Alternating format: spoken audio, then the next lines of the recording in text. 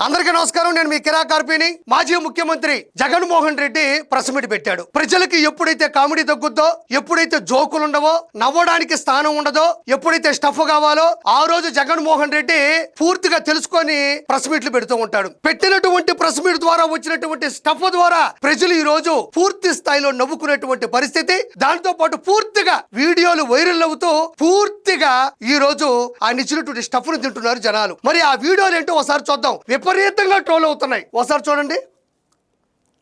4 రోజుల నుంచి స్తంభింపజేస్తా ఉన్నాం. జగన్మోహన్ రెడ్డి అంటున్నాడు పులివెందుల నియోజకవర్గం నుంచి గెలిచినటువంటి జగన్మోహన్ రెడ్డి అంటున్నాడు మాజీ ముఖ్యమంత్రిగా శాసనసభలో అడుగుపెట్టే పరిస్థితి ఉన్నప్పటికీ కూడా ఆయన యలహంక ప్యాలెస్ లో, లోటస్ పాండ్ ప్యాలెస్ లో, తాడేపల్లి ప్యాలెస్ లో కూర్చొని ఉండేటువంటి జగన్మోహన్ రెడ్డి అంటున్నాడు మేము అసెంబ్లీని, సభని స్తంభింప చేస్తున్నాం అంటున్నాడు. స్తంభింప చెయ్యాలి అంటే నువ్వెందుకు అసెంబ్లీలో లేవు అని ఈ రోజు జనాలు పూర్తిగా మాట్లాడేటువంటి పరిస్థితి. మరి నువ్వు కూడా పులివెందుల నియోజకవర్గం నుంచి గెలిచావు కదా, అసెంబ్లీలో స్తంభింప చేస్తున్నావు అని చెప్తున్నావు కదా, మరి నువ్వెందుకు అసెంబ్లీలో అడుగు పెట్టడం లేదు? మరి స్తంభింప చేస్తున్నటువంటి ఉద్దేశంతో మాత్రం నీ మాటల్లో నువ్వెందుకు అసెంబ్లీకి వచ్చి సభను ఎందుకు దద్దరిల్లించడం లేదు, సభను ఎందుకు స్తంభింప చేయడం లేదు అని జనాలు మాట్లాడుకున్నటువంటి పరిస్థితి. నాణ్యానికి ఇటువైపున అది నాణ్యానికి ₹1 బిల్లు వేస్తామనుకోండి, అటువైపు అచ్చు బొమ్మ అని ఉంటుంది. అచ్చు ఒకవైపు, నాణ్యానికి ఒకవైపు బొమ్మ, ఒకవైపు అచ్చు అంటారు. నాణ్యానికి ఏంటి? నాణ్యత అంటే ఏంటి? క్వాలిటీ. నాణ్యానికి అటువైపు, నాణ్యానికి ఇటువైపు అంటున్నావే, ఆ నాణ్యత నీ మాటల్లో లేదు కాబట్టే, ఆ నాణ్యత నీ పరిపాలనలో లేదు కాబట్టే ఈ రోజు నాణ్యానికి ఎటువైపు లేకుండా పోయావు. నాణ్యం వేరు, నాణ్యత వేరు. ఇక పాయింట్ నెంబర్ 4 గో. ఇక్కడ చూడండి, పాయింట్ నెంబర్ 4 అంటే పాయింట్ నెంబర్ 4 అనాలి. పాయింట్ నెంబర్ 4 అంటున్నారు. జగన్మోహన్ రెడ్డి ఇలా మాట్లాడితే మళ్ళీ నువ్వు చిక్కుల్లో పడతావు. రానున్న రోజుల్లో కాదు, ఎంతో ముందు మాట్లాడిన మాటల్లో నువ్వేమన్నావు? రజనీ నాకు అసలు ఫోనే లేదు, ఫోన్ ఉన్నా కూడా అందులో సిమ్ లేదు, సిమ్ ఉన్నా కూడా దానికి రీఛార్జ్ లేదు, ఒకవేళ రీఛార్జ్ ఉన్నా కూడా నా నెంబర్ నాకే తెలియదు, నా నెంబర్ నాకే తెలిసినా కూడా ఫోన్ ఎలా తీయాలో తెలియదు. ఇక్కడ పాయింట్ నెంబర్ 4 నిక్కచ్చిగా మాట్లాడాలి కదా. 1 2 3 4 మాట్లాడలేవు, సరిగ్గా దాన్ని ఉచ్చరించలేవు. దాంతోపాటు నాణ్యం వేరు, నాణ్యం వేరు, నాణ్యత వేరు. పెట్టగానే స్టఫ్ ఇస్తావు, పెట్టగానే వైరల్ అవుతావు, పెట్టగానే ట్రోల్ అవుతావు. చూడండి, మళ్ళీ వెంటనే దొరికాడు. గురువు గారు, బ్రహ్మానందం గారు కూడా సరిపోరండి. 1000 సినిమాలకు పైగా చేసినటువంటి బ్రహ్మానందం గారు, మేము జబర్దస్త్లో నేనే 450 స్కిట్లు చేశా, ఇలాంటి జోకులు వేసి మేము నవ్వించలేము, మేము నమ్మించలేము. ఇంతకుముందేమో పాయింట్ నెంబర్ 4 అన్నాడు, 4 బదులు దాని ముందు నాణ్యం అన్నాడు. మరి చెప్పుకుంటూ పోతా ఉంటే మళ్ళీ దొరికిపోయాడు. కరప్షనా కాదు, వైఎస్ఆర్సీపీ కలెక్షన్. 2019 నుంచి 2024 మధ్యన లక్షలాది కోట్ల రూపాయలని దందాలతో, దౌర్జన్యాలతో, అవినీతితో, అక్రమాలతో సంపాదించినటువంటి కరప్షన్, దట్ ఈస్ కలెక్షన్. అదే నీకు ఓడిపోయిన ఆ పద్ధతికి ఉన్న కనెక్షన్. చూడండి, ప్రతిపక్ష పార్టీ అయిన ఉన్న ఏకైక ప్రతిపక్ష పార్టీ మేము. మాకు ప్రతిపక్ష పార్టీ కింద మమ్మల్ని యాక్సెప్ట్ చేస్తే మాకు ప్రతిపక్ష హోదా ఇవ్వాల్సి వస్తుంది. సో ఆ ప్రతిపక్ష నాయకుడు, ఆ ప్రతిపక్ష పార్టీకి ఎంతమంది అన్నా ఎమ్మెల్యేలు ఉండని, ఆ ప్రతిపక్షానికి ఒక ప్రతిపక్షం అన్నది యాక్సెప్ట్ చేస్తే ఆ ప్రతిపక్షానికి ఒక నాయకుడు వస్తాడు. ఆ నాయకుడికి యాక్సెప్ట్ చేస్తే, ప్రతిపక్షం అన్న పార్టీ కింద యాక్సెప్ట్ చేస్తే ఆ ప్రతిపక్ష పార్టీ నాయకుడిని కూడా యాక్సెప్ట్ చేయాలి. నాయకుడిగా ప్రతిపక్ష పార్టీ నాయకుడిగా యాక్సెప్ట్ చేస్తే పరిస్థితులు ఈడ గమనించినట్లయితే ప్రతిపక్షం అనేది తప్ప ఏమన్నా అర్థమైందా జనాలకి? ప్రతిపక్షం వస్తుంది, ప్రతిపక్షం ఇస్తారా, నన్ను లాక్కోమంటారా, ప్రతిపక్షం నాకు ఎప్పుడో ఇవ్వాల్సింది, ప్రతిపక్షం ఎందుకు ఇవ్వరు, ప్రతిపక్షం నేను ఎందుకు అర్హుండి కాదు, నాకు 11 సీట్లు వచ్చాయి, అసలు అసెంబ్లీలో కూర్చుని ఏకైక పార్టీ నాదే కదా ఎదురుగా, నాకెందుకు ప్రతిపక్ష హోదా ఎవరు అంటున్నాడు. మరి ప్రతిపక్ష హోదా అడిగేదానికన్నా సీఎం పోస్ట్ అడగొచ్చు కదా. 11 వచ్చాయి నాకు, నేను అసెంబ్లీలో కూర్చో ఉన్నాను, ప్రజలు ఇద్దరినే చూస్తున్నారు, ఆ ఇద్దరిలో నేను కూడా ఉన్నాను కదా, నాకు సీఎం పోస్ట్ ఇస్తే నేను కూడా కూర్చొని మాట్లాడతాను కదా అనొచ్చు కదా. మరి అన్ని సోషల్ మీడియాకు సంబంధించి, లేదంటే ప్రెస్ మీట్ పెట్టి అక్కడ అన్ని ఛానళ్ళు వచ్చుంటే 1 నిమిషం పాటు ప్రతిపక్ష హోదా గురించి మాట్లాడినటువంటి, ప్రతిపక్ష హోదా లేనటువంటి వ్యక్తి ఎవరైనా ఈ భూమి మీద ఉన్నాడు అంటే అది జగన్మోహన్ రెడ్డి మాత్రమే. ఏం లేదు, మీరు కాబట్టి మళ్ళీ చూసుకుని అదే ఉంటుంది. ఒకసారి చూడండి, అదిగో. ఉన్న పార్టీ కింద యాక్సెప్ట్ చేస్తే ఆ ప్రతిపక్ష పార్టీ నాయకుడిని కూడా యాక్సెప్ట్ చేయాలి. నాయకుడిగా ప్రతిపక్ష పార్టీ నాయకుడిగా యాక్సెప్ట్ చేస్తే పరిస్థితులు అసెంబ్లీలో ఎలా జరుగుతా ఉందంటే ప్రత్యర్థి జట్టు లేని చోట బౌలింగ్ ఫీల్డింగ్ కూడా లేకుండా తండ్రి కొడుకులు ఇద్దరు మాత్రమే బ్యాటింగ్ చేస్తాం. బ్యాటింగ్ చేసి వీళ్ళంతా కీలే బ్రహ్మాండంగా బ్యాటింగ్ చేసినామని వీళ్ళంతా కీలే కితాబిచ్చుకుంటాం. ఇక్కడ జగన్మోహన్ రెడ్డి 2019 నుంచి 2024 మధ్యన నువ్వు మంచి పరిపాలన అందించుంటే జనాలు ఆ 151లో అన్నో ఇన్నో తీసేసి మళ్ళీ నేను సీఎంగా నిలబెట్టుండేవాళ్ళు, లేదంటే ప్రతిపక్ష హోదాలో నిలబెట్టుండేవాళ్ళు. ఈ రోజు నారా లోకేష్ గారు, చంద్రబాబు నాయుడు గారు ఇద్దరు బౌలింగు ఫీల్డింగు బ్యాటింగ్ ఆడుతున్నారు అంటున్నావు. మరి అది ఎలా వచ్చింది? వాళ్ళు సొంత గ్రౌండ్లో ఆడుతున్నారా? సొంత బాల్తో ఆడుతున్నారా? సొంత బ్యాట్తో ఆడుతున్నారా? నిలబెట్టిన వ్యక్తులు ఏమన్నా కొనుక్కున్న వాళ్ళ, లేదంటే కనుక్కున్న వాళ్ళ? ప్రజలు 164 శాసనసభ స్థానాలు కూటమికి ఇస్తే అందు ద్వారా గెలిచినటువంటి చంద్రబాబు నాయుడు గారు, అక్కడి నుంచే గెలిచినటువంటి మంగళగిరి శాసనసభ్యులు వీళ్ళందరూ కలిసి అసెంబ్లీ వేదికగా నిన్ను చెడుగుడు ఆడుకుంటున్నారు. క్రికెట్ కాదు ఆడేది, మిమ్మల్ని చెడుగుడు ఆడుకుంటున్నారు. పోనీ 11 వచ్చాయి కదా, నువ్వు అసెంబ్లీకి రావచ్చు కదా.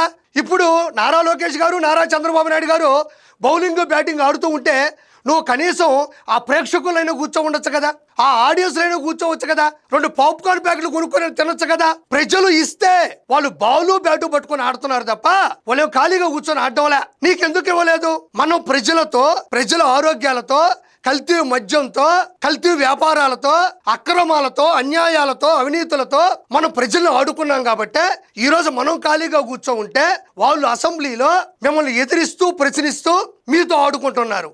అది చక్కనైనటువంటి ఆట. అప్పటి డిఎస్సి పరీక్షకు అంటే మా హయాంలో జరిగిన డిఎస్సి పరీక్షకు అసలు నీ హయాంలో ఎక్కడ డిఎస్సి జరిగిందయ్యా?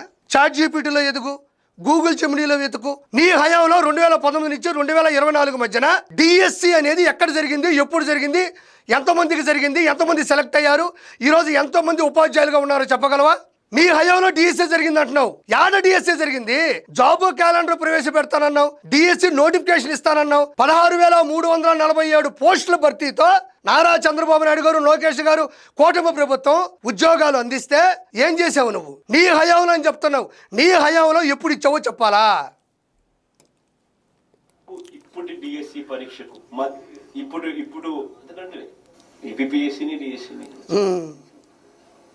ఏపీపీఎస్సీ అప్పుడు ఏపీపీఎస్సీ ఇప్పుడు ఏపీపీఎస్సీకి పబ్లిక్ సర్వీస్ కమిషన్ కదా, పరిధిలోకి వస్తాయి కదా.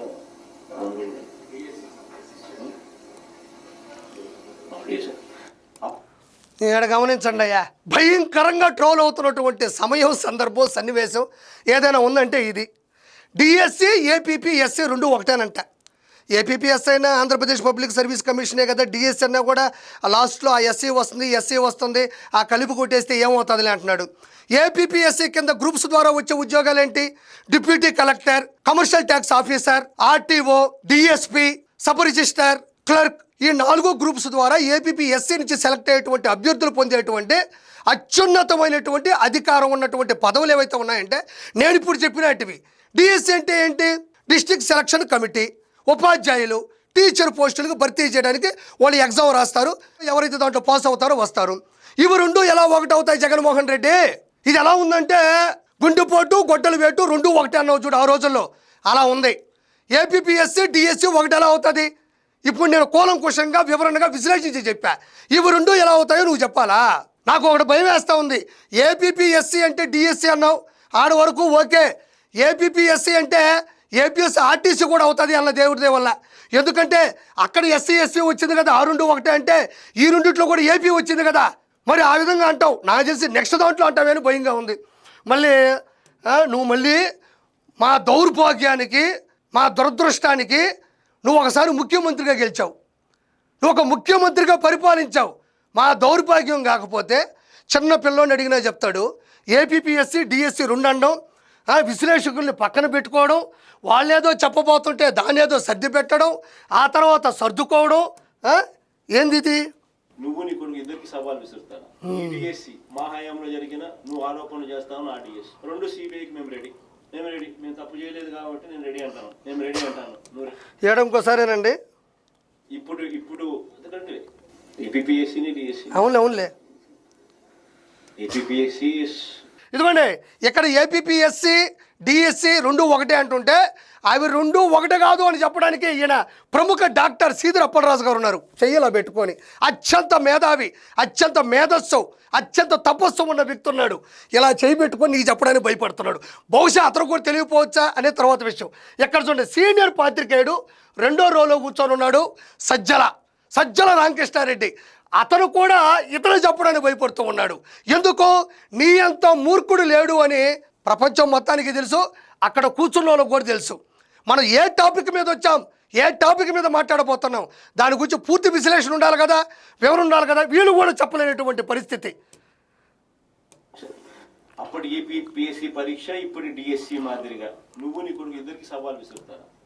జగన్మోహన్ రెడ్డి మాట్లాడుతున్నాడు, నీ కొడుకు సవాల్ ఇస్తానంటున్నాడు. జగన్మోహన్ రెడ్డి విసిరేది సవాల్ కాదు, సవాలు. 2019 నుంచి 2024 మధ్యన నందం సుబ్బయ్య, డాక్టర్ సుధాకర్, డ్రైవర్ సుబ్రహ్మణ్యం ఇలాంటి ఎంతోమంది అమాయకుల్ని చంపి డోర్ డెలివరీ చేసి మిట్ట మధ్యాహ్నం పట్టపగలు చంపేసి సవాలు విసిరేటువంటి వ్యక్తి జగన్మోహన్ రెడ్డి. నువ్వు సవాలు కాదు, సవాలు విసిరావు కాబట్టే ఈరోజు ఏమీ కాకుండా పోయినావని మరోసారి నేను హెచ్చరిస్తుండా. ఇక్కడ చూడండి, మా హయాంలో జరిగిన నువ్వు ఆరోపణలు చేస్తావు నా డిఎస్ రెండు సిబిఐకి మేము రెడీ మేము తప్పు చేయలేదు కాబట్టి నేను రెడీ అంటాను నువ్వు రెడీనా? ఏం లేదండి, ఇక్కడ పాత్రికేయులను పిలిపించి అక్కడ ప్రెస్ వాళ్ళందరూ వచ్చి చుట్టూ ఒక 10 మంది కూర్చొని అందరూ ప్రజలందరూ కూడా లైవ్లో చూస్తున్నాగా ఏదో ఒక సవాల్ విసిరేసి మేము తప్పు చేయలేదు, కావాలంటే సిబిఐ విచారణకి మేము రెడీ, లేకపోతే మీరు వస్తారా అని అంటే జనాలందరూ కూడా జగన్మోహన్ రెడ్డి మామూలు సవాల్ ఇసరట్లేదు, చాలా నిజాయితీగా ఉన్నాడు, చాలా నికార్సుగా ఉన్నాడు అని ప్రజలు అనుకుంటారని ఇతను ఫీల్ అవుతున్నాడు. 2010 నుంచి 2024 మధ్యన మీరు సిద్ధం సభలైనా లేదంటే ఆ బస్సులో జనాలైనా ఆ గ్రీన్ మ్యాట్లు పెట్టిన పద్ధతి అయినా ఇలా చేసినట్టువే జనాలని ఏదో నమ్మించే ప్రయత్నం చేయాలనుకుంటాడు, కానీ నవ్వించే ప్రయత్నం మాత్రం ఇప్పుడు చేస్తూనే ఉంటాడు. Thank you so much.